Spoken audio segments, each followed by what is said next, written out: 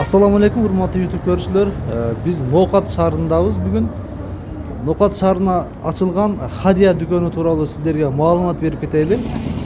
Мына ушул көчөдөн, мына ушул мурайга кирген жерден түз чыкканда, бул Калелин көчө деп аталат. Ушудан түз чыкканда оң жак бетте Хадия дүкөнү ачылган. Мына Кургойдон түз жогору карап кете беребиз.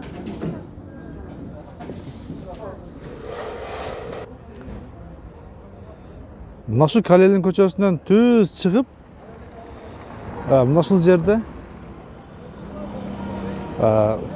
бул жагы сол жака Жаңбазар Телман станка карап кетет. Бул жагы Калелинге түз чыгып кеткен жолдо оң жакта жайгашкан.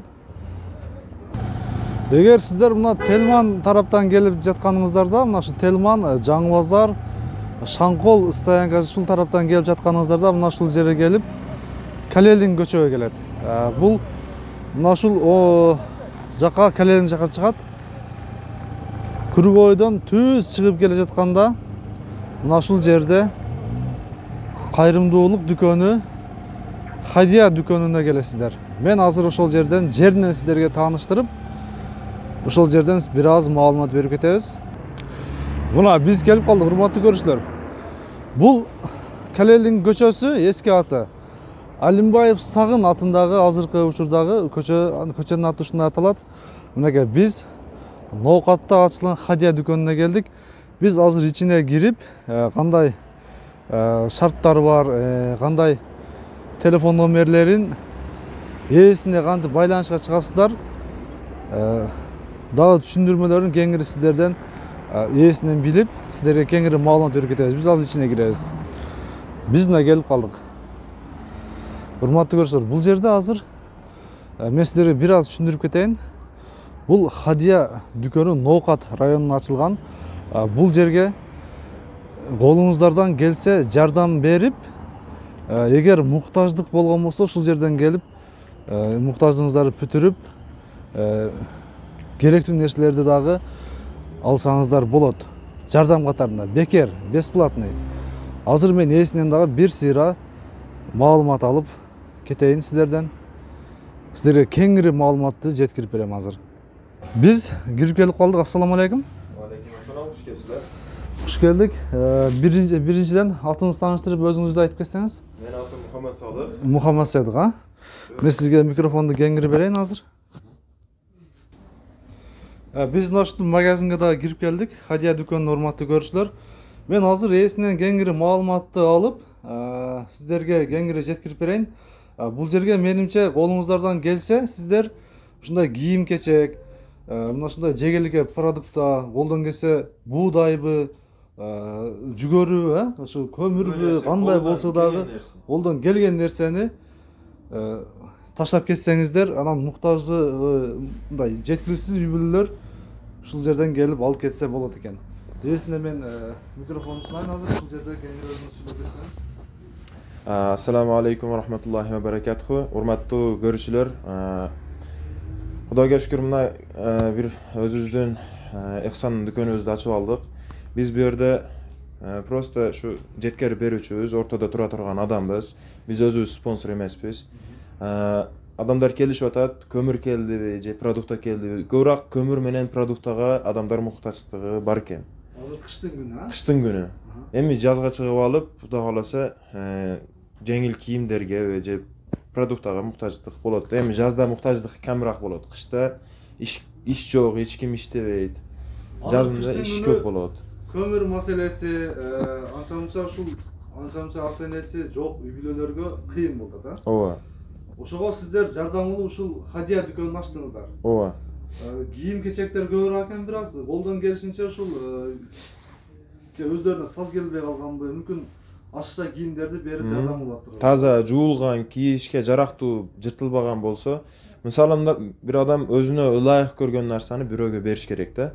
Мен өзүмө бир жыртык нерсени ылайык көрсөм, бирөөгө бере берем аны.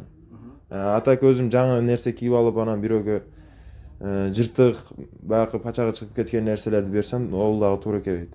Ошо кийишке жарактуу болсо, бүтүн болсо, анан жуулган болсо алып келсеңиздер болот кийим-кечелерди. Анан ошо ноокатыбызда Кудайга шүкүр колунда бар адамдар өтө ham көп. Alhamdulillah. Ошол адамдардан сурап калат элек, ошо көмүр менен продуктага спонсорлук кылып беришин сурап калат элек. Ошо бизден эң көп суралып аткан нерселер ушулар болуп атат. Анан электрический печкалар сурап атат. Электрический печкаларга өтө көп адам муктаждыгы бар экен. Ошо көмүргө печкасы ham жок адамдар электрический печка менен үйүн жылытып отурат экен. Азыркы күндө ачканыңыздар канча болду? Эми ишти баштаганыбызга 3 күн болду. Официально мындай толук ачып отурганыбызга 3 күн болду. Одан мурда 1 апта ремонт буягын кылдык. Ошонун ичин 1 аптанын ичинде ham алып келген адамдар алып келди, алып кеткендер алып кетип жүрдү. Акча таштап кеткендер болуп атат. Акча таштап кеткендер эми баягы унум жок, башкам жок деп келгендерге аз-маз 500 сомдон, 300 сомдон ошондой кылып азырынча пул берип туруп атабыз. Эми Кудай кааласа продукта мындай нормальный болуп калган болсо, продукта менен прилавкаларыбыз толуп, продукталар жакшы болуп калган болсо, биз аны списка менен беребиз. Ал адамдарды биринчи келишет, нерде паспортторун немелерин жазып алабыз, данилерин жазып, адрестерин жазып алабыз. Үйүнө барып текшеребиз. Текшерип, анан продуктаны берип, кол койдуруп алабыз. Бардыгын документальный кылабыз. Азырынча кийим-кечелерди ондой без документ эле берип атабыз. Кийим-кечеге муктаждыгы бар адам алат да кийим-кечени. А так продуктаны муктаждыгы жок адамдар ham алышы мүмкүн да. Мен ошондоймун деп, баягы көп адамдар бар да эми ондай. Колунан келсе мындай телевизорлорду таштап кетет, а? Телевизорлор ham таштап кетишип атат. Буга бизден мына ушу жергиликтүү акимдер десек, а? Болсо имам башчылар дагы мындай катыштыгы барбы? Ошолор дагы бир кызыктарбы ушул ишке? Эми мына жума күнү Кудай кааласа имамдарга, мечиттерге элан беребиз. Мечиттерге ушу айтабыз, Кудай кааласа мечиттерде ham бир айтып берсе, биздин ham спонсорлор ham көбөйөт, анан муктаждарыбыз ham көбөйүп калат. Акимияттан азырынча эч кандай документтерибиз жок. Кудай кааласа эми документ кылышка аракет кылабыз. Ого ham спонсор чыгып калса, ого ham акча кетет да баары бир. Документ кылабыз Кудай кааласа ого ham. Эми акимияттан сүйлөшсөгөн болот, өзүлөрү документ кылбай эле ушу халал иштеп берсең болот десе, ондой ham кыла беребиз. Бул местага сиздер помещениеге аренда бересиздер да? Ооба, биз аренда беребиз. Аренда беребиз. Жок, жаныбыздан эмес, ошо бир адам спонсор чыкты, бир адам. Кудайга шүкүр, Аллахка миң шүкүр. Спонсор чыкты. Ар айда иншаллах күчүм жеткенче төлөп берем деди. Анан Светти дагы, Светти алдын ала 1 жылдыгын төлөп кое турган бир спонсор чыкты. Алхамдулилlah ошондой спонсорлорубуз чыгып атат, бирме-бир. Эми спонсорлор будан да адамдарга мындай көңүлүнө эхсанды салсын Алла. Эхсанды салып ушундай спонсорлор көбөйө берсин. Биз дагы мына ортодо просто жеткерип берүүчүбүз. Биз өзүбүзгө бир эч кандай бизге эч кандай бир пайда тийбейт, акча албайбыз. Ошол жерде отурганыбыз үчүн акча албайбыз. Менин өзүм ишим бар, өзүм блогермин YouTube'да. Өзүм доход кирип тура турган, киреше кирип тура турган жерим бар. Ошон үчүн бекер убактым көп экен, ушул жерди ачтым. Келе бересиздер, алхамдулилlah, мына колунда барлар алып кетсин, колунда жоктор, муктаждар алып кетсе боло берет. Хадия дүкөнү деп, бул көбүнчө кимдин жемилгеси менен дагы? Ошто Хадия фонду бар. Чоң фонд ол. Ош боюнча, Ош шаары боюнча неме карашат көбүрөөк. Эми ошо сырттан дагы чыгып калса, сырттагыларды ham карап беришет. Ошо фонддун немеси менен баштадык эле. Азыр неме кылып, Кудай кааласа, Нокаттын өзүн бир Хадия фонду кылып, Нокаттын өзүнө неме кылып, Кудай кааласа Нокаттын өзүн кылып ачабыз иншалла. Оштун немеси кошулбайт берге. Эми берге биз мен өзүм YouTube'да блогермин да. Көп адам менден жардам сурап, чалат, өзүмө чыгат да. Ошон үчүн только YouTube'дан эмес, ушу бир бош убактым өтө көп экен. Ошого жараша эми бир неме кылып, бир дүкөн ачып койсом деп өзүм ниетим менен болду бул. Жакшы. Мынакей урматтуу көрүүчүлөр, биз азыр бир 2 мүнөт аралыгында эле элдер мына ушинтип колунан келген каражаттарын, кийим кечелерин таштап кетет. Биз эми ушул жигитке кантип байланышка чыксак болот? Ошол тууралуу кичине маалымат алайлы. Биз экранга ошо немеге жазып коебуз номерлерибизди, карта номерлерибизди, анан биз менен байланышка чыгыш үчүн телефон номерлерибиз, Telegram, WhatsApp бардыгы бар ошо номерде. Ошого жазып, ошо менен байланышка чыксаңыздар болот.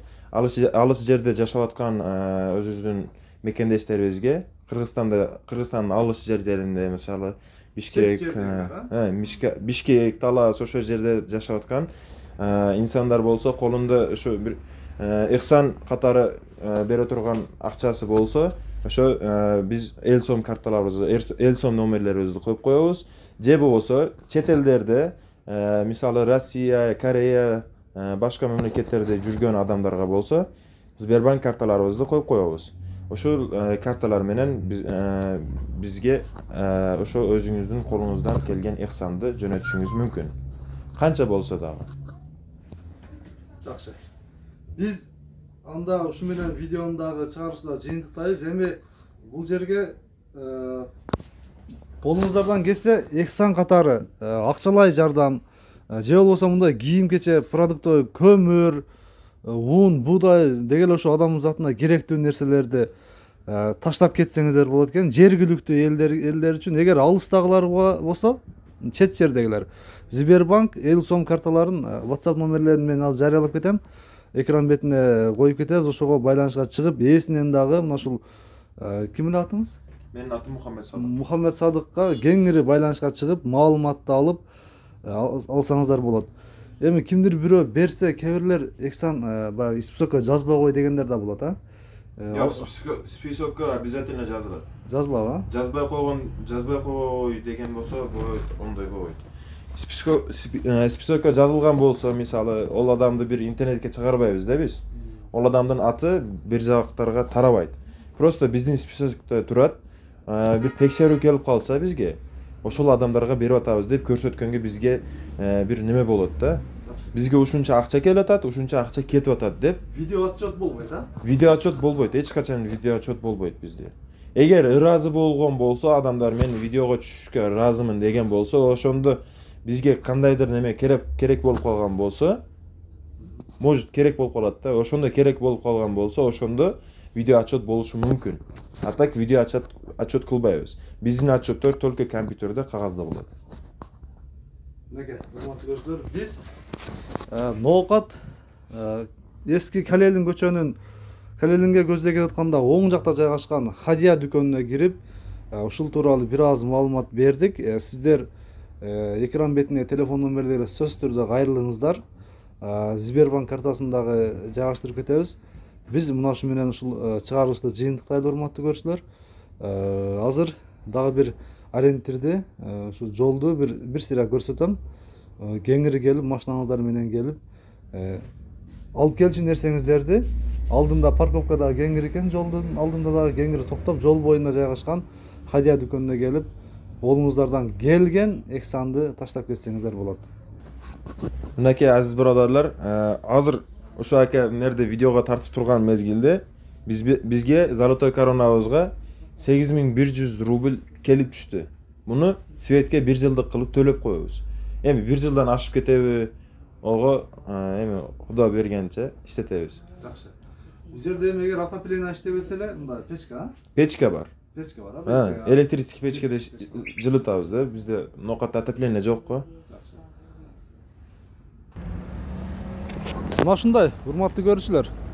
Сиздер эми ушул Хадия Ноокат ушул инибиздин дүкөнүн кишилер колдоп, колуңуздардан келсе жардамдарды, эксандарды аябастан берсеңиздер, бул кыйналган үй бүлөлөргө, жетим жесирлерге бул өзү таратып, ушул жерден список кылып жазып таратып берет экен.